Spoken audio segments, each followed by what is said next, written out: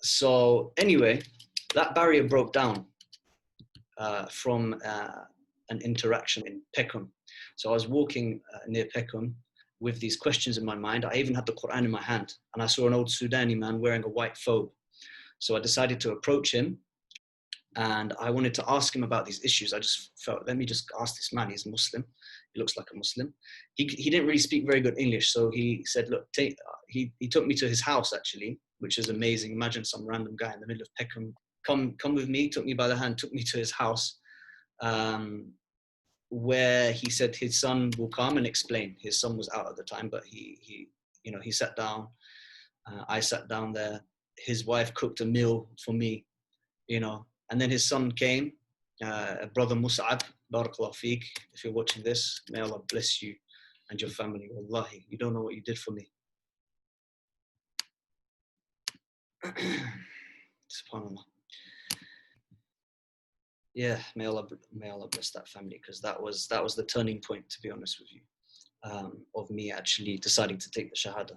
Mus'ab and his family explained to me about the fact that the suicide bombings and the suppression that we saw from like takfiri groups, like ISIS, and it wasn't ISIS back then, but Al-Qaeda, Al-Shabaab, and the likes of these misguided, Khariji groups. This was in complete contradiction to what jihad actually is in Islam.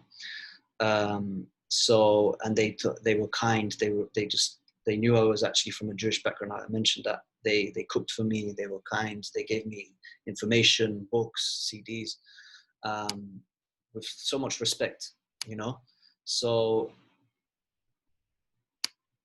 yeah, those doubts just went, to be honest with you. I thought, okay, their actions show the reality of Islam. And I remember feeling happy, like I left feeling so happy, happier than I've ever felt.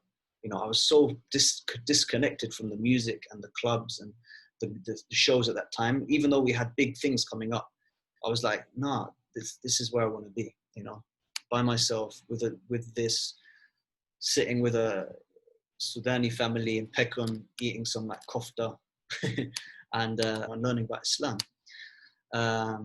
Anyway, they gave me some lectures about justice in Islam. One of them was about justice and Islam.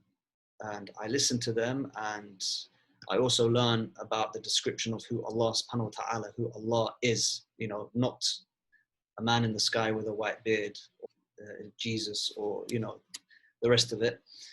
And I saw how this concept was exactly in line with what I came to believe after becoming a theist, after watching the BBC documentary. So I was like, yeah, this is it. I knew that this was it. So anyway, I walked to the masjid in my area. I approached two Somali brothers. I said, I want to become a Muslim. I was wearing a Star of David, Morgan David necklace, Star of David. Beforehand, that day, I told myself, I'm going to become Muslim today, and I took the necklace off. I came to the masjid. I said to these two Muslim brothers outside the masjid, I want to become Muslim. And they were looking at me in shock. And they asked me, are you sure? Like, are you serious? They took me upstairs, taught me through the conditions of the shahaadah, the testification, that La ilaha illallah, Muhammadan Rasulullah, that there's no God worthy of worship in truth except Allah subhanahu wa ta'ala, and that the Prophet Muhammad is the final messenger of Allah subhanahu wa ta'ala. And this is what enters you into the fold of Islam.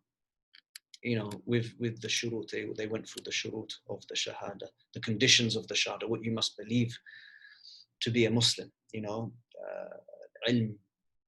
ikhlas, yaqeen, ila al-akhir, knowledge, know that Allah subhanahu wa ta'ala is the creator of everything that exists, and have certainty, yaqeen, have certainty in this, and ikhlas, and sincerity, that you are going to do everything for the sake of Allah in your worship, and acceptance of that which Allah subhanahu wa ta'ala sends and wants from you, qubul, So I took it there, and then I took the shahada. You know, you may be thinking, you may be listening and thinking that's a very rash and quick decision. But in reality, I was yearning for this for years without realizing it. You know, as I mentioned before, I said to my friend on the bus, you know, I don't know who I am. And when I saw the consistency, the rationality, the justice, and the nature of Islam, I knew that this was something so robust and strong that I wanted it. You know, I wanted to base my life upon this, my brotherhood with people. I wanted it to be based upon Islam. Yeah, after my shahada now, I was told to go back home and take a bath, take a shower, as this is in line with the way of the Prophet Muhammad sallallahu alaihi wasallam, his sunnah after converting to Islam, or we say reverting to Islam. So I did this, and then, you know, this whole experience, I felt a relief that I'd never felt in my life.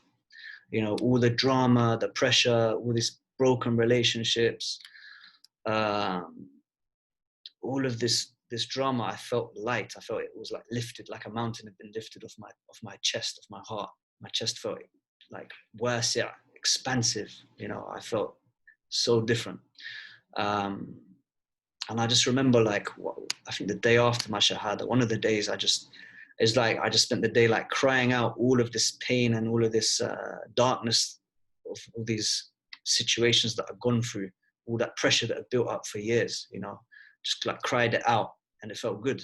It reminds me of something that Malcolm X mentioned when he went to Mecca during Hajj, after he'd learned about real Islam, Sunni Islam, and he left the nation of Islam. He said he felt like a complete human being for the first time in his life. And this is definitely something that resonates with me. On that note, I was always bothered by injustice and racism growing up.